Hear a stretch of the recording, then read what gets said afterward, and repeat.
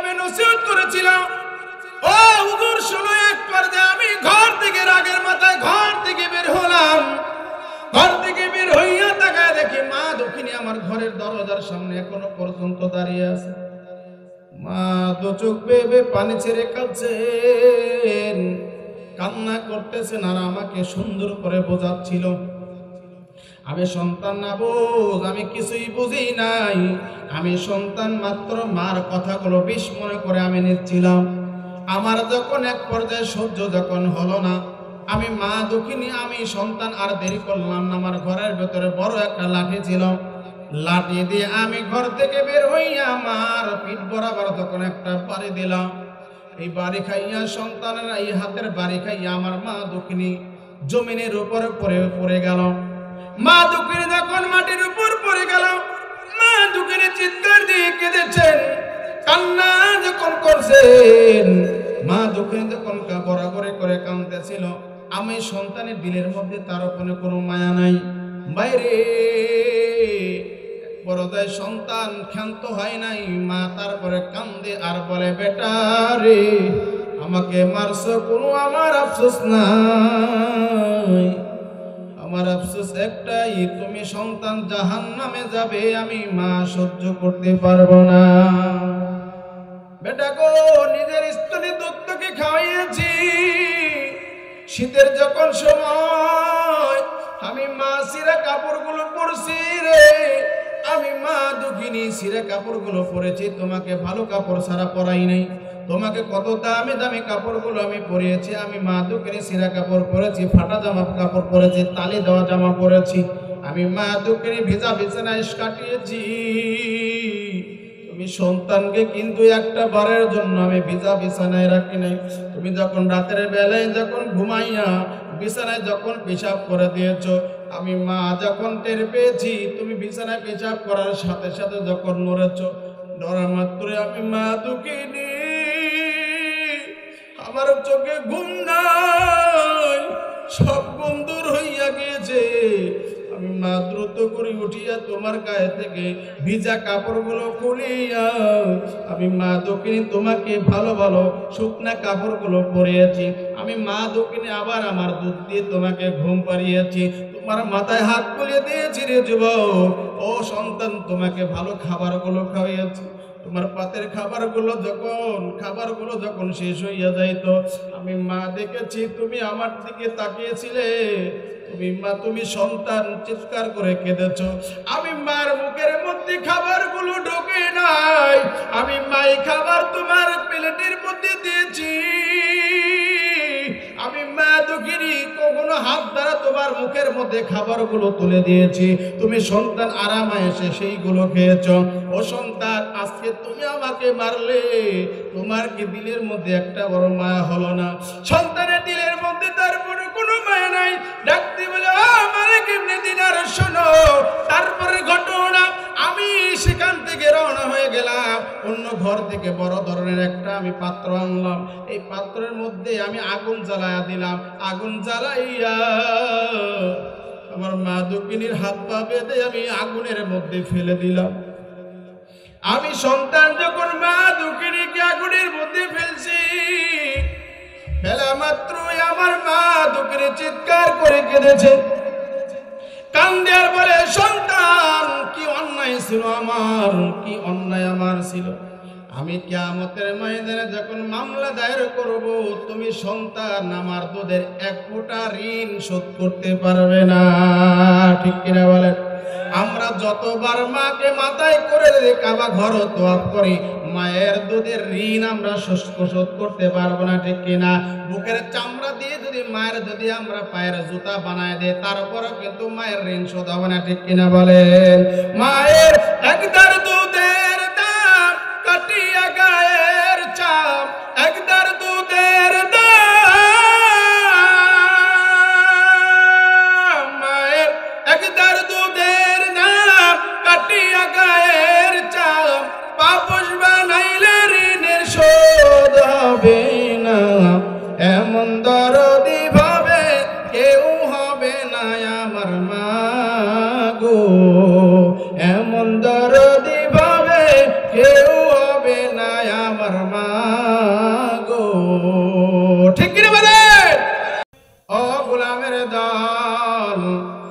দিলের কান দ্বারা শুনে নাও।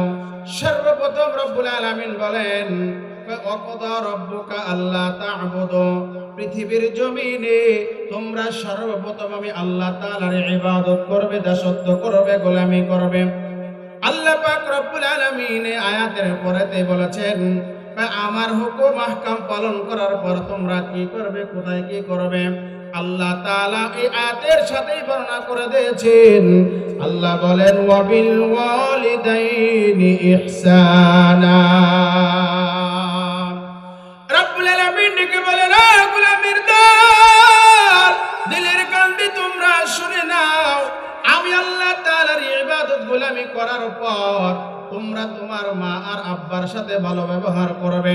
খবরদার খবরদার, তোমরা কখনো মা আর আব্বার সাথে খারাপ ব্যবহার, খারাপ আচরণ তোমরা করবে না।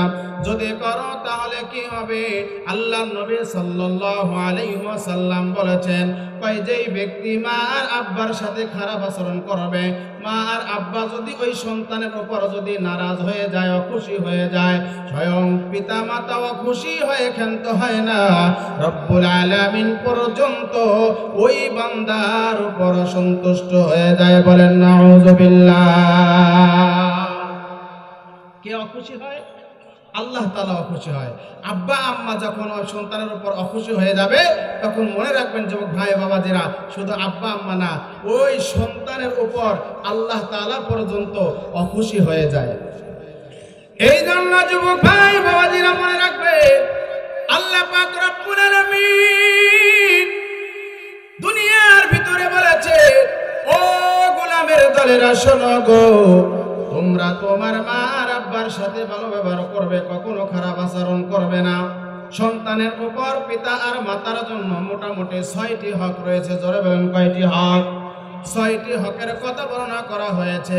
আল্লাহ পাক রব্বুল আলামিন যে আয়াত আমি তেলাওয়াত করেছি, এই আয়াতের ভিতরে একটা নয়, দুইটা নয়, মোটামুটি 6টা হকের কথা বর্ণনা করেছেন। জোরে বলেন কয়টা হকের কথা? 6টা হকের কথা বর্ণনা করেছেন। এই 6টা হক সম্পর্কে আজকে আমি আপনাদেরকে আলোচনা শোনাবো ইনশাআল্লাহ। যুবক ভাই বাবাজিরা, আমার মা বোনেরা, দিলের কান দিয়ে শুনে নাও, আল্লাহ পাক রব্বুল আলামিন সর্বপ্রথম বলেছেন যে 6টি হকের কথা বলেছেন। 1 নাম্বার হক, আল্লাহ পাক রব্বুল আলামিন বলেছেন ওয়াবিল ওয়ালিদাইনি ইহসানা। আল্লাহ সুবহানাহু ওয়া তাআলা ডেকে বলেন সর্বপ্রথম যে হকটা রয়েছে সেই হক হলো তোমরা তোমার মা আর আব্বার সাথে, পিতা মাতার সাথে ইহসানের সহিত ব্যবহার করবে, দয়া সুলভ ব্যবহার করবে। খবরদার কখনো তোমরা খারাপ আচরণ করবে না, কখনো রাগারাগি করবা না। মা আর আব্বার সাথে কখনো তোমরা জোরে ধমক দিয়ে দিয়ে কথা বলবে না। ব্যবহারটা এমন করবে যেই ব্যবহারের দ্বারা মা আর আব্বা তোমার প্রতি খুশি হয়ে যায়, রাজি হয়ে যায়। মনে রাখবে, মা আব্বা যদি অখুশি হয়, নারাজ হয়, তোমার কিন্তু কপাল পড়ে যাবে, ঠিক কিনা? মা আব্বাকে খুশি করতে হবে। কাকে খুশি করতে হবে? মা আব্বাকে খুশি করতে হবে। আজকে সন্তানেরা মা আর আব্বাকে খুশি করা বাদ দিয়ে সর্বপ্রথম মা আর আব্বাকে খুশি করে না।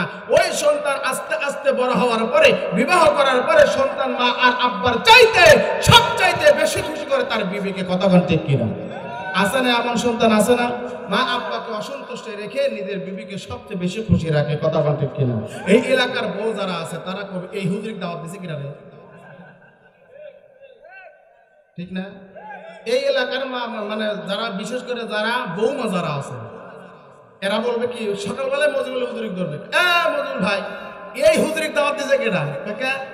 আমাদের বিরুদ্ধে ওয়াজ করছে। আসলে ভাই আমি কি তাই ওয়াজ করছি? কথা কেন? আমি কি মা ওদের বিরুদ্ধে তো ওয়াজ করি না। আমি মা বোনদের বিরুদ্ধে ওয়াজ করি না, কোনোদিন না। তাদের পক্ষে ওয়াজ করি, কারণ তিনি তো আমার একজন মা, তিনি একজন আমার বোন, ঠিক কিনা বলেন? এই যুবক ভাইয়েরা, আপনার 1 নম্বর হকের কথা বলছি। মা আব্বার সাথে সর্বপ্রথম যে হকের কথা আল্লাহ বলেছেন, ওই যুবক ভাই বাবাজিরা, মা আব্বার সাথে সুন্দর ব্যবহার করবে, খারাপ ব্যবহার তোমরা করবা না, ভালো ব্যবহার করবে। ইহসান মানে দয়া সুলভ ব্যবহার করবা। আজকে আমাদের ভিতরে দয়া নাই, আমাদের ভিতরে মায়া নাই। কিন্তু যুবক ভাই, তুমি কি জানো তোমার প্রতি মা আর আব্বার কত দয়া, কত মায়া তুমি কিন্তু জানো না। আমি কিছু সাধারণ আপনাদেরকে টিপস দিয়ে যাই, শুনে নেন। এখানে শিক্ষার্থীরা আছেন, যারা অনেক আছেন, শিক্ষার্থীরা আছেন, এমনকি শিক্ষিত সমাজ যারা আছেন, তারা ভালো করে একটু শুনে নেন। মা আব্বার ভিতরে কত দয়া কত মায়া আছে। সবচাইতে বেশি দয়া আর মায়া হলো সর্বপ্রথম মায়ের দিলের মধ্যে বেশি সন্তানের প্রতি, ঠিক কিনা বলেন? যুবক ভাইরা, বিজ্ঞানীরা বলেছেন, আধুনিক বিজ্ঞান সুন্দর করে রিসার্চ করে বলেছে, একটা সন্তান যখন মায়ের গর্ভের মধ্যে থাকে, এই মায়ের গর্ভের ভিতরে থাকে সন্তানটা, অথচ তুমি কি জানো মায়ের পেটটা যতটুকু দেখা যায়, একটা মায়ের পেট এটা কিন্তু বেশি বড় নয়, বেশি লম্বা নয়, মাত্র 10 ইঞ্চি লম্বা। জোরে বলেন কয় ইঞ্চি লম্বা? কথা কয় না? কথা বুঝতেছেন? বুঝতেছেন কথা? কথা জবাব দিন, কয় ইঞ্চি লম্বা? মার পেটটা কিন্তু বেশি বড় নয়, আবার কিন্তু একদম ছোট নয়। সন্তান থাকবে হলো মায়ের পেটের মধ্যে, গর্ভের মধ্যে যখন আসে, এই মায়ের পেটটা মোটামুটি বিজ্ঞানীরা বলেছে কয় 10 ইঞ্চি লম্বা। কয় ইঞ্চি লম্বা? 10 ইঞ্চি লম্বা পেট, অথচ 10 ইঞ্চি পেটের ভিতরে 11 ইঞ্চি লম্বা একটা সন্তান আল্লাহ তাআলা রেখে দিয়েছে। জোরে বলেন কয় ইঞ্চি সন্তান? সন্তানটার বয়স যখন 2 থেকে 3 মাস, 3 থেকে 4 মাস, 4 থেকে 5, 6, 7, 8 মাস যখন হয়ে যায়, 7 মাস যখন হয়ে যায়, এই সন্তানটার বয়স যখন 7 মাস হয়ে যায়, সন্তানটা আস্তে আস্তে বড় হইয়া 10 ইঞ্চি পার করে 11 ইঞ্চি যখন লম্বা হয়ে যায়, ধরে বলেন কয় ইঞ্চি লম্বা? 11 ইঞ্চি যখন লম্বা হয়ে যায়, সন্তানটার পা কোথায় রাখবে রব্বুল আলামিন ঠিক সেই মুহূর্তে ওই সন্তানটার পা অন্য কোথাও জায়গায় রাখে নাই। আল্লাহ পাক রব্বুল আলামিন ওই সন্তানটার পা মার কলিজার সঙ্গে সেট করে দিয়েছে। আর একটা আওয়াজ দিয়ে বলেন, মার কলিজার সাথে সেট করে যখন দিয়েছে, সন্তানটা আস্তে আস্তে বড় হইয়া 11 ইঞ্চি লম্বা হয়ে গিয়েছে। মার কলিজার সাথে যখন সন্তানের পাটা ঠেকে গিয়েছে, মার এই কলিজাটা 1 ইঞ্চি উপরে উঠে গিয়েছে। জোরে বলেন কয় ইঞ্চি? 1 ইঞ্চি উপরে যখন উঠে গিয়েছে, একজন ডাক্তার ছিল রংপুরের, একজন বড় ডাক্তার, আবু তাহের নাম তার। সেই ডাক্তার বলেছে, আমি একজন বিজ্ঞানের সাথে ভালো তার আমার সম্পর্ক ছিল, আমি তার সাথে এই বিষয় নিয়ে আলোচনা করলাম। একটা বিজ্ঞানী বলেছে, হুজুর ডাক্তার সাহেব কি বলেন জানেননি এই ব্যাপার? ভাই তাই নাকি? ওই ডাক্তারের সাথে একজন হুজুরের বড় সম্পর্ক ছিল। সে সুন্দর করে বর্ণনা করতেছে, ডাক দিয়ে বলে, হুজুর আপনারা কোরআনে পড়েছেন, আর আমরা সিজারের জায়গায় যাইয়া আমরা স্বচক্ষে দেখেছি একটা মা সন্তানের জন্য কত কষ্ট করেছে, কত ত্যাগ স্বীকার করেছে রে যুবক, তুমি জানো না? জেনে নাও, জেনে নাও, ওই মা দুঃখিনী কত কষ্ট করেছে, কত ত্যাগ স্বীকার করেছে। সন্তানটা যখন, সন্তানের পা যখন মার কলিজার সঙ্গে লেগেছে, তুমি কি জানো গো সন্তান? ও যুবক ভাই, ও বাবা, যারা দিলের কান দিয়ে শুনে নাও, সন্তানটা ওই বিজ্ঞানী ডাক দিয়ে বলে, হুজুর শোনেন, ভাই যখন সন্তানটা মার পেটে থেকে যখন পা ধরা হয়েছে, আল্লাহ তাআলা যখন পা দিয়ে দিয়েছে, এই পাটা যখন লড়াচড়া শিখেছে সন্তানটা, ওই পা নড়াচড়া থেকে শুরু করে ওই সন্তানটা দুনিয়াতে আসা পর্যন্ত মার কলিজায় কতবার লাথি দিয়েছে আপনি কি জানেন নাকি? না আমি জানি না, আপনারা কি জানেন? কতক্ষণ জানেন?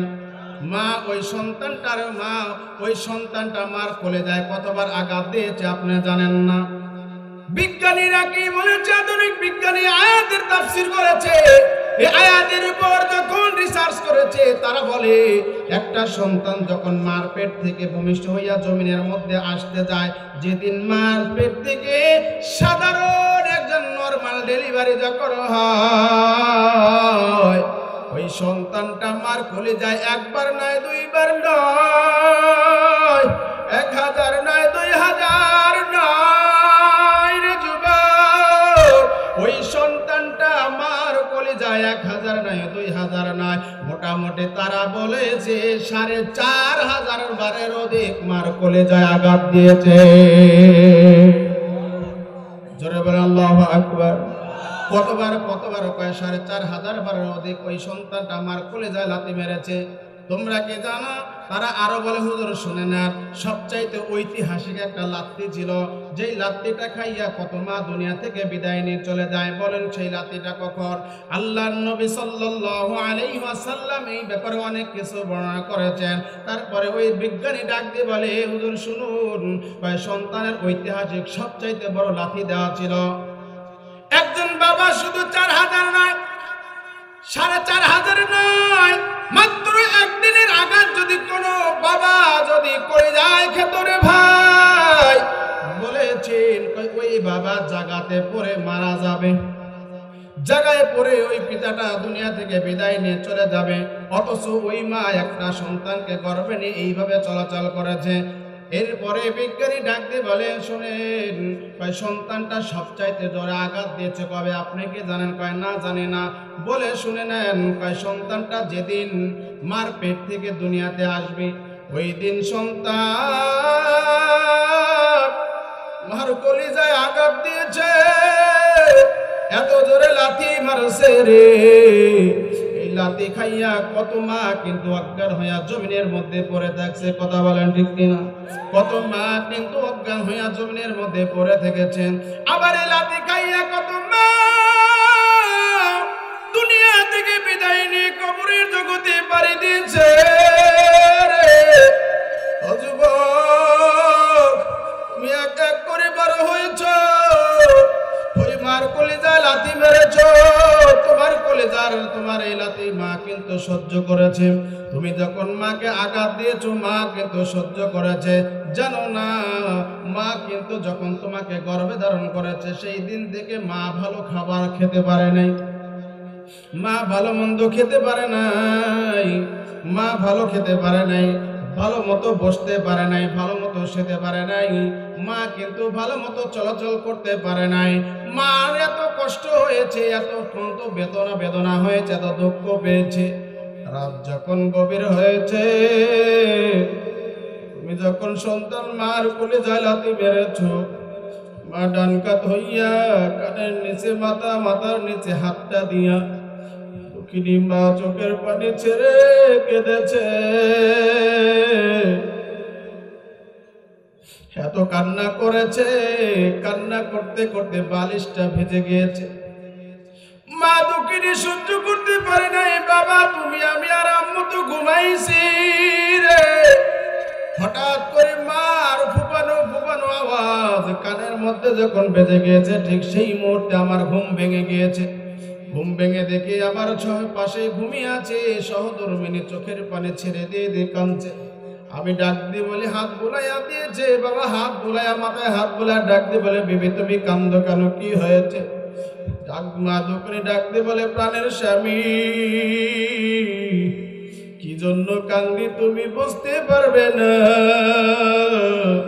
তুমি জানো না কি জন্য কান্দি।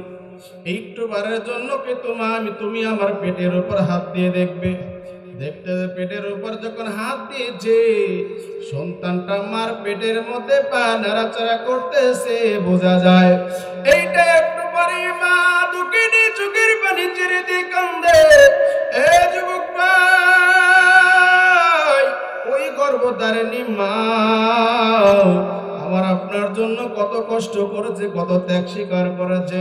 অথচ আজকে আমরা এই মা আর আব্বাকে কত দুঃখ দিলাম। আজকে আমরা মায়ের গর্ভে যখন ছিলাম, মাকে আমরা আঘাত দিয়েছি। মা এই আঘাতের ব্যথা কিন্তু কোনোদিন বলতে পারে না, ঠিক কিনা? জীবনের মূল কষ্ট মায়ের প্রসব বেদনা, চলাফেরা করতেন যে মায় কত কষ্ট করে। আমি যখন ছিলাম আমার মায়ের উদরে, চলাফেরা করতেন যে মায় কত কষ্ট করে। আমার সুন্দর মুখ দেখে মায়ের, আমার সুন্দর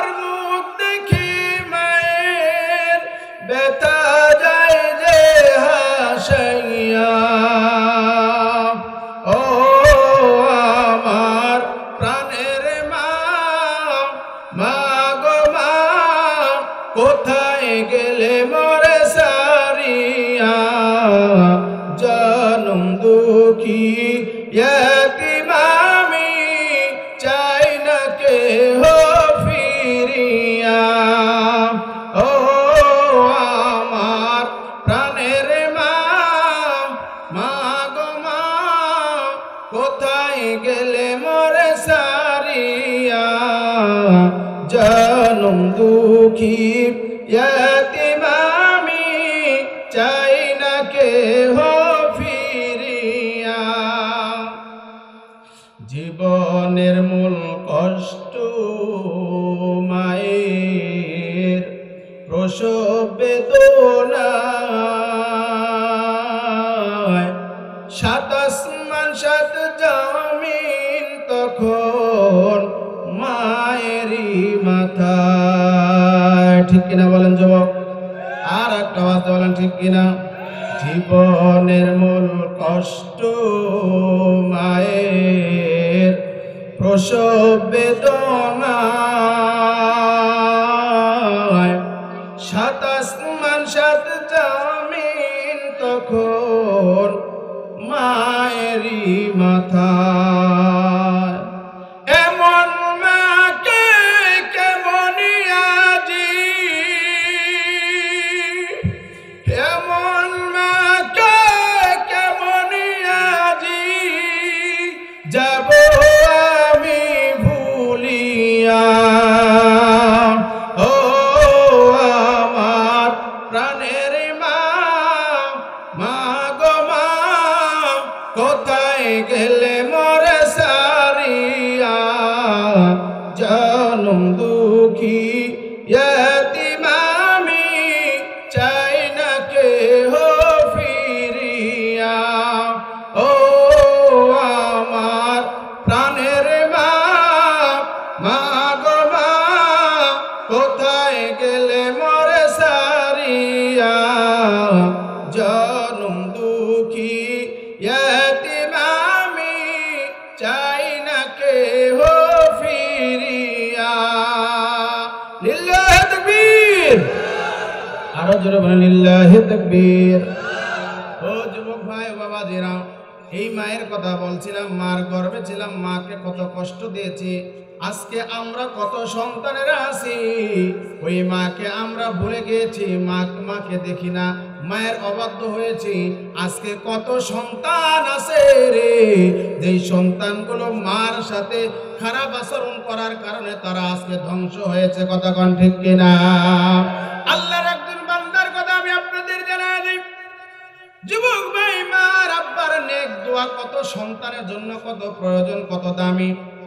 রহমাতুল্লাহ আলাইহির জামানার কথা, জগৎ বিখ্যাত একজন বুজুর্গ এবং জগৎ বিখ্যাত একজন আলেম ছিলেন।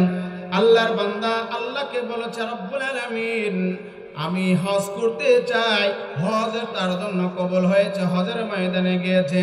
হজের ময়দানে যাওয়ার পরে ও যুবক ভাই বাবাদের এক পর্যায়ে সেই হজের ময়দানে তাওয়াফ করছেন, তাওয়াফ করতে করতে এক জায়গায় ক্লান্ত শরীর নিয়ে বসে পড়েছে।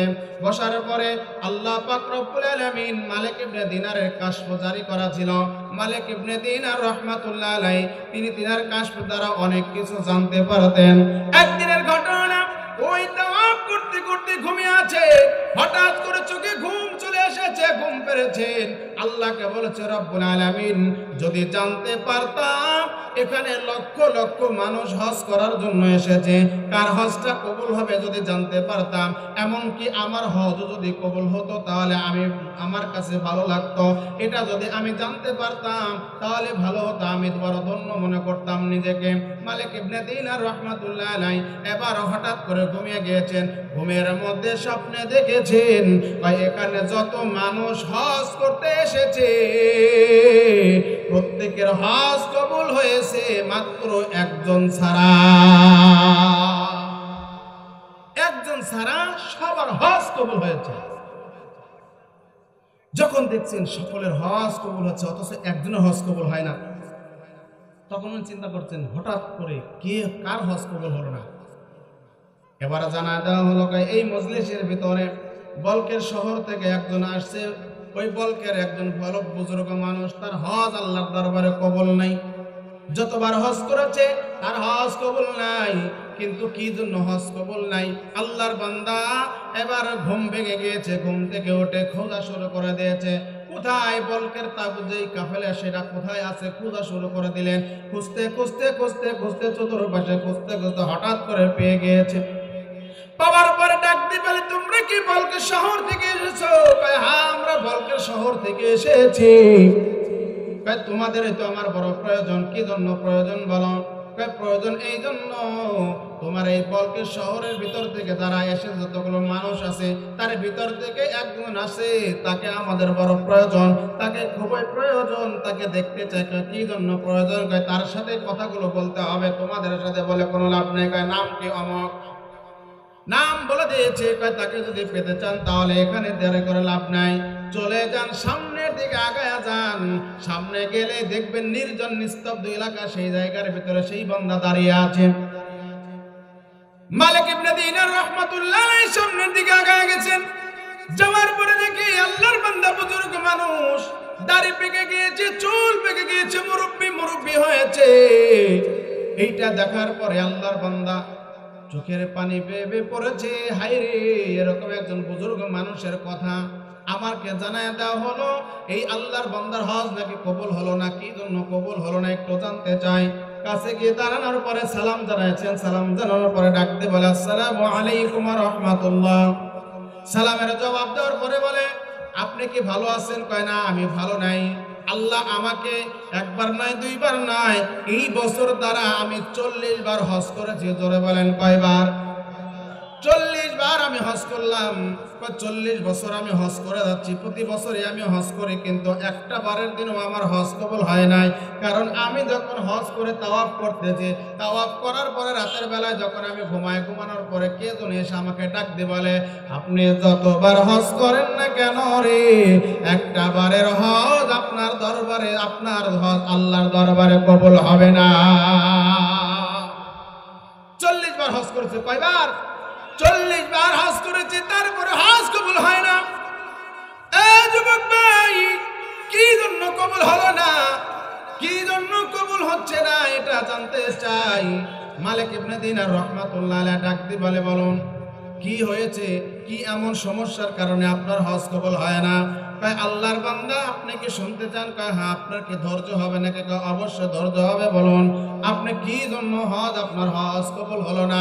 একদিন নয়, 2 দিন নয়, 40 বছর পর্যন্ত হজ আপনি করেছেন, তারপরে হজ কবুল হলো না। কি জন্য কবুল হলো না জানায়া দাও। এবার বর্ণনা শুরু করে দিয়েছে। আল্লাহর বান্দা বর্ণনা করতেছেন, করতে করতে বলে, ভাই রে, আমি আমার মার আব্বার একটা মাত্র সন্তান, আমার পরে আর কোনো ছেলে নাই, মেয়ে নাই। আমি যখন আস্তে আস্তে বড় হলাম, বড় হওয়ার পরে আমি আমার মার বাধ্য সন্তান ছিলাম। আমি ইবাদত বন্দেগীতে কোনো কিছুতে আমার কমতি নাই, সব করেছি, সব আমি করেছি। আমি বড় হয়েছি, মার বিরুদ্ধে কোনো কথা বলে নাই। কিন্তু ভাই শোনো, একদিনের ঘটনা। আমি এমন এক সময় চলে আসলো, যেই সময়ের ভিতরে আমার মিজাজটা কেমন যেন হয়ে গেল। আমার মা যা বলে তার উল্টা কাজ আমি করা শুরু করে দিলাম। মা যদি বলে ডানে যা, আমি সন্তান বামের দিকে রওনা হয়ে যেতাম। মা যদি বলে সন্তান এই কাজটা করো, আমি সন্তান ওই কাজ কখনো করতাম না। আমি এবার যখন দূরের মাঠে চলে যাইতাম কাজ করার জন্য, কাজ করে সেখান থেকে সন্ধ্যাবেলায় যখন আমি বাড়ি আসতাম, আসার পরে মিজাজটা আমার খিটখিটিন হয়ে যাইত। মার কথা যত ভালো কথা বলুক, আমার কানের মধ্যে সেটা বাজতো না। কিন্তু যুবক শোনো, আরো একটা অভ্যাস আমার ভিতরে ছিল। কি অভ্যাস? আমি প্রতিদিন আমি নেশা না করলে আমার ঘুম হতো না। প্রতিদিন আমি নেশা করতাম, সন্ধ্যা সারাদিন কাজ করতাম, সন্ধ্যাবেলায় মদ খাওয়ার পরে আমি আমার বাড়িতে ঢুকতাম। ঢোকার পরে এই অভ্যাস যখন আমার হয়ে গেল, আমি বাড়িতে ঢোকার পরে আমার মা কাছে ডাক দিয়ে বলে, বেটা গো, তুমি এইভাবে নেশা করছো, জীবনটা নষ্ট করে দিও না। মা আমাকে সুন্দরভাবে বোঝাতেন, আমি বুঝতাম না। মা আমাকে ভালোভাবে বোঝাতেন, মা আমাকে বোঝাতেন, কিন্তু আমি সন্তান অবুঝ, আমি বুঝতাম না। ওই সময়ের ভিতরে মা আমাকে ভালো কথা বললেও আমার মা মনটা খারাপ হয়ে যাইতো, রাগ হতো। এরকম ভাবে প্রতিদিন চলতে চলতে একদিনের ঘটনা, একদিন সন্ধ্যাবেলায় যখন আমি মদ খেয়ে বাড়িতে ঢুকলাম, আমি তাকায় দেখে ওই দিন মা আমার ঘরের ভিতরে, ওই দিন মার ঘরের ভিতরে মা নাই। আমার ঘরের চৌকাঠের পর বসিয়া মা দুঃখিনী কেমন যেন মনটা খারাপ করে বসে আছে। আমি বললাম, মা গো, সরো, ঘর দরজা থেকে সরো, ঘরের মধ্যে ঢুকতে দাও। মা দক্ষিণী ডাকতে বলে, বেটা আমি তোমাকে অনুরোধ করে বলছি আজকে থেকে তুমি আর নেশা করবে না। এইগুলো ভালো না, এইগুলো করলে কিন্তু জাহান্নাম হবে, জান্নাত পাবা না। এইগুলো করলে তোমার বরবাদ হয়ে যাবে, তুমি ধ্বংস হয়ে যাবে। এই জন্য বেটা রে, তুমি আজকের থেকে আমাকে কথা দাও এই কাজগুলো তুমি আর করবে না। আমার মায়ের এই কথাগুলো আমার কানের মধ্যে বিষ হয়ে ঢুকলো, বিষ হয়ে আমি এই কথাগুলো ভালো মাইন্ডে আমি নিতে পারলাম না। আমি ঘরের মধ্যে ঢুকলাম, আমি দেখতে পেলাম, শুনতে পেলাম আমার মা ঘরের দরজার সামনে দাঁড়াইয়া কেমন যেন আমাকে নসিহত করেই যাচ্ছে। এইটা আমার কাছে বড় খারাপ লেগেছে। আমি মা দক্ষিণা, আমি সন্তান এইটা বরদাস্ত করতে পারি নাই। আমি মা দক্ষিণীকে জোরে ধমক দিয়েছি।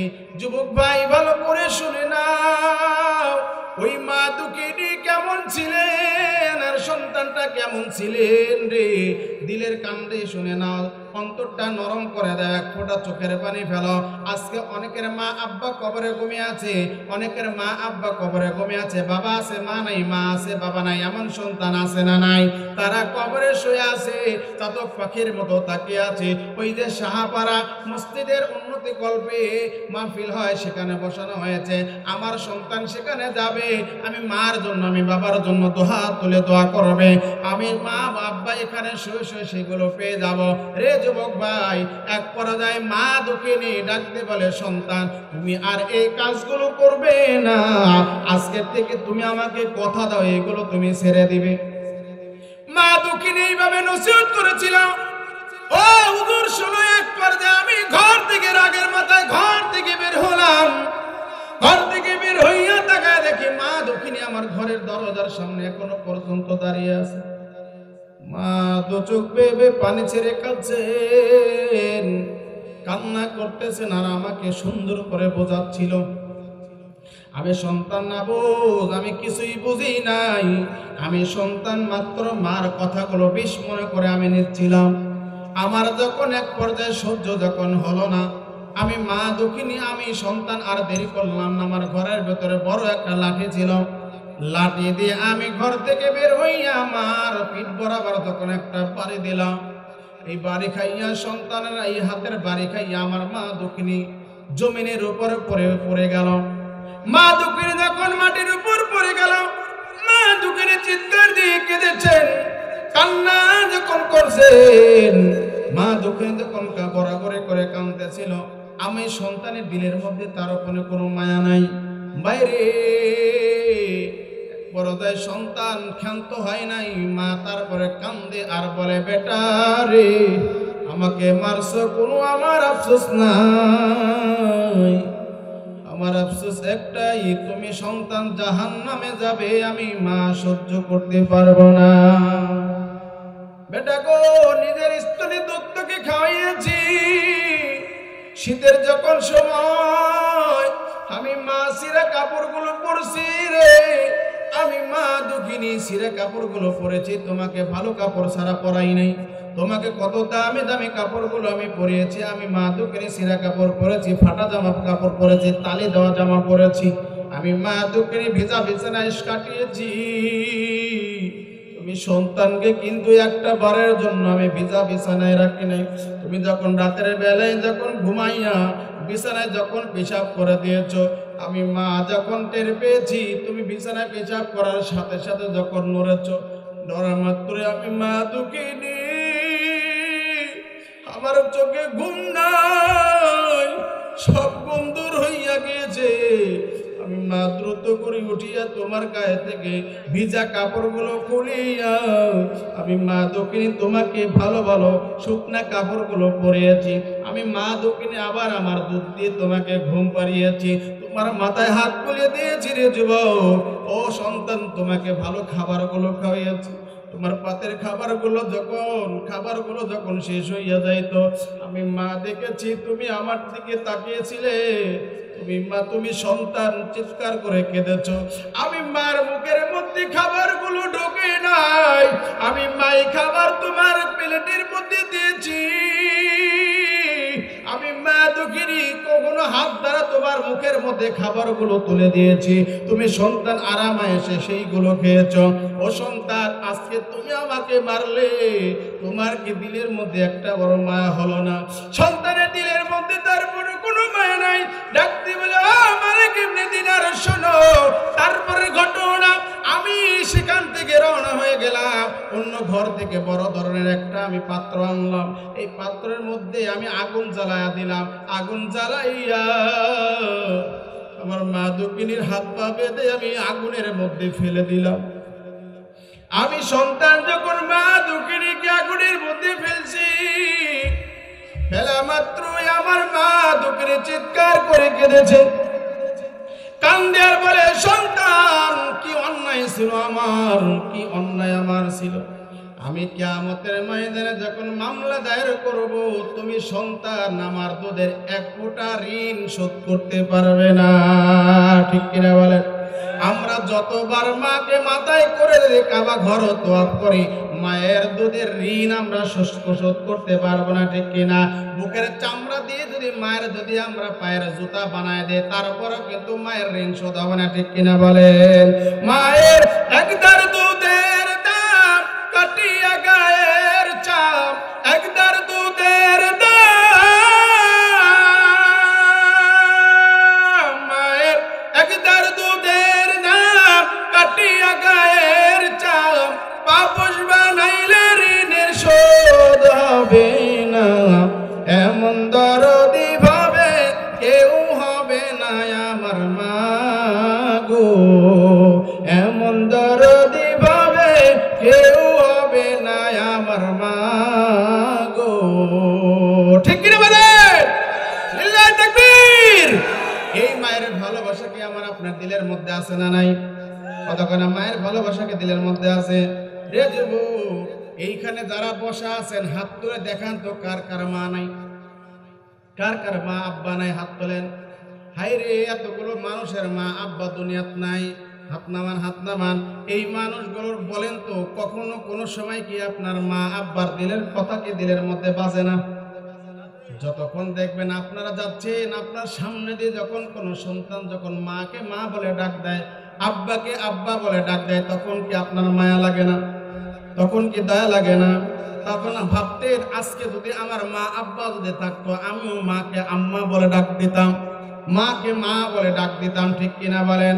রে যুবক, আজকে দেখেছি মায়ের দিলের মধ্যে কত মায়া। আমি মায়ের একটা মাত্র সন্তান। আমি যখন বাড়ি থেকে যখন বের হতাম মাদ্রাসায় যাওয়ার জন্যে, দেখেছি পিছন থেকে তাকায়া দেখেছি, যত দূর পর্যন্ত মা আমাকে দেখছেন, তত দূর পর্যন্ত মা আমার দিকে তাকায়া থাকছে। মা দুঃখিনী তাকায়া থাকছেন আর দেখছেন। এখন পর্যন্ত বাড়ি থেকে যখন আমি আসি, এলাকার ভিতরে যখন আসি, আমি মোটরসাইকেল নিয়ে যখন বের হই বাড়ি থেকে, মা আমার পিছ পিছ আসে। মা পিছনে পিছনে আইসা রাস্তার দাগে তাকায় থাকে আর তাকায় তাকায় আমার দিকে দেখে। মা আমাকে রাস্তার মধ্যে কয়েকবার ফোন দেয়, সন্তান তুমি কি ভালোভাবে গেছো? রে যুবক, বলুন, আজকে যদি সেই মাকে যদি আমি কষ্ট দেই, তাহলে বলুন আল্লাহ কি আমার উপর খুশি হবে না নারাজ হবে? কথা বলেন, নারাজ হবে না খুশি হবে? মা কিন্তু ভালো চোখে আমাকে দেখবে না। মার দিলের মধ্যে কষ্ট। পৃথিবীতে সন্তানের যদি মায়া হয়, সন্তানের যদি কোনো কিছু হয়, সর্বপ্রথম জানে কে? বলেন, কথা বলেন। মার দিলের মধ্যে বড় মায়া লাগে, মার দিলের মধ্যে খস করে ওঠে। এই তো কিছুদিনের কথা, আমি যখন 2022 সালের কথা বলছি, আমি যখন এলাকায় আসলাম, আসার পরে আমি অ্যাক্সিডেন্ট করলাম মোটরসাইকেল নিয়ে। সকালবেলা ঘটনা, সারাদিন চলে গিয়েছে, 3টার আগ পর্যন্ত কোনো ফোন দেই নাই বাড়িতে। মা আমাকে দুপুর বেলায় ফোন দিয়ে বলে, বেটা গো, তোমার কি কিছু হয়েছে নাকি? বলে, না, তোমার কিছু হয় নাই। যদি এই কথা না বলে, মা তো ওদিকে কষ্ট পাবে, চিৎকার করে কাঁদবে। মা আমাকে বলে, না, তোমার কিছু মনে হয়েছে। বলে, কেন মা, কি হয়েছে বলো? সকাল থেকে এই পর্যন্ত দিলের মধ্যে কেমন যেন ঝড় বয়ে যায়, দিলের মধ্যে বড় খারাপ লাগে, ভালো আমার লাগছে না। আমি বারবার ভাবছি আমার সন্তান কেন ফোন দেয় না। দুপুর যখন গড়িয়ে যখন চলে যায় তখন আমার মনে আর বুঝলো না, আমি মা ঠিক থাকতে পারলাম না, আমি তাড়াতাড়ি করে তোমার কাছে ফোন দিলাম। মাকে বললাম, মা আমি বাড়ি আসছি, টেনশনে কোনো কারণ নাই। মা দুঃখিনী ডাক দিয়ে বলে, সন্তান কি হয়েছে সত্য করে বলো। আমি বললাম, মা এখন এত কিছু বলার আমার সময় নাই, আমি আসতেছি। মা ফোনটা রেখে দিয়েছি। সন্ধ্যার ঠিক আগ মুহূর্তে যখন আমি বাড়ির মধ্যে ঢুকছি, আমি যখন সিন্দির ভিতর থেকে এক পা নামিয়েছি, লুঙ্গি পরা আমার মা আমার দিকে তাকাইয়া আর ধরে রাখতে পারে নাই, কান্না চিৎকার দিয়ে কেঁদে দিয়ে আমার কাছে এসে দাঁড়িয়ে গেছে। দাঁড়ায় আমার পায়ের দিকে তাকায় দেখে পায়ের মধ্যে ব্যান্ডেজ করা। মা ডাক দিয়ে বলে, সন্তান কখন হয়েছে? আমি আগেই বলেছিলাম তোমার কিছু হয়েছে, তুমি কেন আমার কাছে বলো নাই? আমি বললাম, মা তুমি কান্না করো না, তেমন কোনো কিছু হয় নাই, মাত্র একটু কেটে গিয়েছে। মা বলে, না না কি হয়েছে সত্য করে বলো। মা চিৎকার করে কেঁদেছে, আহারে আমার এই আব্বা মা যদি দুনিয়া থেকে বিদায় নেয়, আমি সন্তানের বোঝ দেওয়া বড় কঠিন হবে। আজকে সন্তান কত মাকে লাথি দিয়েছি, আমার চোখের সামনে আমি এটাও দেখেছি। মাকে লাথি মেরেছে, মা চিৎকার করে কেঁদেছে। রে যুবক ভাই, যদি তোমরা মায়ের সাথে এমন খারাপ আচরণ যদি করে থাকো, আজকে এই মুহূর্তে দিলে দিলে তওবা করে না, এমন কাজ আর করবে না। বাড়িতে গিয়া মা আব্বা যদি থাকে, মা আব্বার হাতে পায়ে জড়ায় ধরে মাপ চাবে আর ডাক দিয়ে বলবে, মা গো আমাকে মাফ করে দাও। মা ও মা, আমি তোমার সাথে কত খারাপ ব্যবহার করেছি, আমি তোমার সাথে ভালো ব্যবহার করতে পারি নাই। এইভাবে বলিয়া যদি কোনো সন্তান যদি মা আর আব্বার কাছে মাপ চায়, বলেন ওই সন্তানে কি আল্লাহ ওই সন্তানকে কি মাফ না করে থাকতে পারে? সন্তানকে মা আর আব্বা দ্রুত করে মাফ করে দিবে, কথা বলেন ঠিক কিনা? যুবক ভাই বাবাজিরা, তাহলে আমি আপনাদেরকে যেই কথা বুঝাচ্ছিলাম, মা আব্বার সাথে ভালো ব্যবহার করতে হবে, এটা হলো 1 নাম্বার হক। কয় নাম্বার মনে আসেনি? মনে আছে কয় নাম্বার হক? 1 নাম্বার হক। কয়টা কথা বলেছিলাম? 6টা। কয়টা? 6টা। তাহলে 1 নাম্বার হক গেল। 2 নাম্বার বলবো নাকি? বলবো।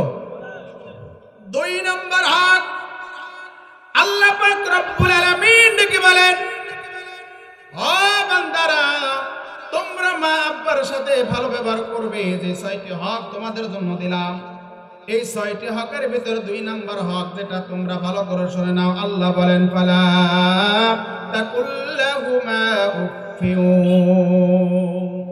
আল্লাহ পাক রব্বুল আলামিন বলেন, ফালা তাকুল্লাহুমা উফ, খবরদার তোমরা তাদের সাথে উফ বলবে না। কি বলবে না? উহ শব্দ বলবে না। এমনকি তোমরা উহ শব্দ দ্বারা কখনো মায়ের সঙ্গে এরকম আচরণ করবে না। মার সাথে মার সামনে দাঁড়াইয়া কখনো তোমরা মাকে ধমক দেবে না। এরপরে মাকে মার সাথে খারাপ ব্যবহার করবে না। মার সামনে মা যদি কোনো একটা কথা বলে, বাবা যদি কোনো একটা তোমাকে আদেশ করে, তুমি কখনো উহ বা আহ বা ইস এরকম ধরনের কোনো ব্যবহার করবে না। মন থাকবে নি? এরকম করে না। এইটার 2টা ব্যাখ্যা হতে পারে। কয়টা? 2টা। এই উহ শব্দ করিও না, এটার হলো 2টা ব্যাখ্যা। এক, তাফসীরের ভিতরে এসেছে, মুফাসসিরিন কিরাম বলেন 2টা যে ব্যাখ্যা, 1 নাম্বার ব্যাখ্যা উহ বলবে না, অর্থাৎ তোমরা মায়ের সাথে এমন কোনো ব্যবহার করো না যে ব্যবহারের কারণে মা উহ বা আহ বলেছে, এরকম ধরনের কোনো ব্যবহার করা যাবে না। 2 নাম্বার তার মানে বোঝা হয়েছে, 2 নাম্বার হলো মা যদি বাবা যদি কোনো আদেশ তোমাকে করে, এই আদেশের ক্ষেত্রে তোমরা কখনো উহ বা আহ বা ইস, এখন এই কাম, এখন এই কথা, এরকম ধরনের কোন ব্যবহার করা যাবে না। এই হলো 2টা ব্যাখ্যা। সম্মানিত হাজিরিন, এই গেল 2টা। কয়টা? 2টা। 3 নাম্বার হক বলি। খারাপ লাগতেছে? প্রিয় উপস্থিতি হাজিরিন, আমার পরে আরো একজন আছেন প্রধান বক্তা, প্রধান মেহমান, আপনাদেরকে অত্যন্ত জ্ঞানগর্ভ আলোচনা শোনাবেন। আমি তো আপনাদের শোনাই থাকি প্রায়, ঠিক কিনা বলেন? হ্যাঁ, আমার তো বেশি দূরে না, এই যে কৈকুণ্ঠ ফকির মার্কেট কতটুকু দূরে চেনেন না? হ্যাঁ, আমাকে চেনেন, আমি তো জানি, আমার তো চিনা মানুষ সব। সম্মানিত হাজিরিন, এবার আসুন, আল্লাহ পাক রব্বুল আলামিন 6টা হকের কথা বলেছেন। 3 নাম্বার হক। কয় নাম্বার? 3 নাম্বার হক। রব্বুল আলামিন বলেন 3 নাম্বার হক যেই হকটা আমার আপনার জন্য বড় প্রয়োজন, রব্বুল আলামিন বলেন ওয়ালা তানহারহুমা, রব্বুল আলামিন বলে ওয়ালা তানহারহুমা, 3 নাম্বার হক, খবরদার তোমরা কি করবে না, পিতা মাতাকে ধমক দিবে না। কি দিবে না? একটু আগে কিন্তু এই ধমকের কথা কিন্তু আমি আপনাদেরকে বলেছি, মা আব্বাকে কখনো ধমক দিবে না। আজকে সন্তান আছে, কত সন্তান আছে মাকে ধমক দেয়, আছে না নাই? মা গো আমি পরীক্ষায় পাশ করেছি, মা আমাকে একটা অ্যান্ড্রয়েড সেট কিনে দাও, মা বলবে এখন না পরে দেব, মাকে বড় ধমক দেয়, আছে না নাই? তোমার কাছ থেকে জানতে তখন কয় এরকম কয় না? আছে না? কিছু সন্তান আছে না এরকম? ছোট্ট ছোট্ট বাচ্চারা ডাক দিয়ে বলে মা গো, সবার হাতে বড় বড় ফোন দেখছি, সবাই খেলা নিয়ে ব্যস্ত থাকে, সবাই কত সুন্দর সুন্দর পাবজি গেম খেলে, ফ্রি ফায়ার খেলে, এই গেম খেলে, সেই গেম খেলে, মারে আমারও মন চায় আমিও খেলবো। মা ডাক দিয়ে বলে এখন নয়, কিছুদিন পরে তোমাকে কিনে দেবো, টাকা হাতে আসো। বলে কি বলে না? ওই সময় সন্তানের ব্যবহারটা কেমন হয় বলেন? আমার আপনার তো সন্তান আছে, ব্যবহারটা ভালো হয়? বলেন ভালো হয়? ভালো হয় না, ওই ব্যবহার তেমন হয় না। সম্মানিত উপস্থিত